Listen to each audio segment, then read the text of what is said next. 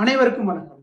கடந்த மார்ச் மாதம் என்னுடைய அக்கவுண்ட்ல ஒரு கிழிந்த 200 ரூபாய் நோட்டை நாம எஸ் பேங்க் மாதவரம் பிரான்ச்ல போய் கொடுத்து என்னுடைய அக்கவுண்ட்ல டெபாசிட் பண்ண சொன்னோம்.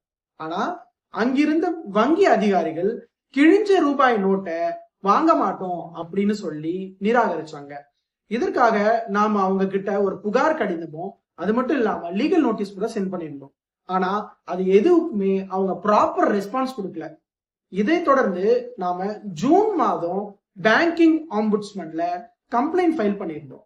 அதை விசாரித்த பேங்கிங் ஆம்புட்ஸ்மன் நமக்கு 10,000 ரூபாய் இழப்பீடு வாங்கி கொடுத்தது மட்டும் இல்லாம அதே கிழிந்த ரூபாய் நோட்டை என்னுடைய வங்கி கணக்குல செலுத்தி அதற்கான டெபாசிட் ரசீதையும் அந்த எஸ் பேங்க் அபிஷியல்ஸ பண்ண வச்சாங்க. அது கூடவும் அவங்க கிட்ட இருந்து எனக்கு ஒரு அப்பாலஜி லெட்டர், அதாவது மன்னிப்பு கடிதமும் கூட பேங்கிங் ஆம்புட்ஸ்மன் உத்தரவிட்டு வாங்கி கொடுத்திருக்காங்க.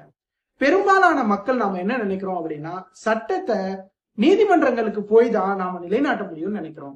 நீதிமன்றங்கள் மட்டும் இல்லாம பல ஏடிஆர், ஆல்டர்னேட் டிஸ்பியூட் ரெசல்யூஷன்ங்கிற மாற்றுமுறை தீர்ப்பாயங்கள் இருக்கு.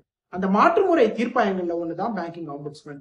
இந்த மாதிரி யூஸ்ஃபுல்லான சட்ட தகவல்களுக்கு எங்க பேஜ் சப்ஸ்கிரைப் பண்ணுங்க, லைக் பண்ணுங்க, ஷேர் பண்ணுங்க மற்றும் சட்ட சந்தேகங்கள் இருந்தா கமெண்ட் பண்ணுங்க.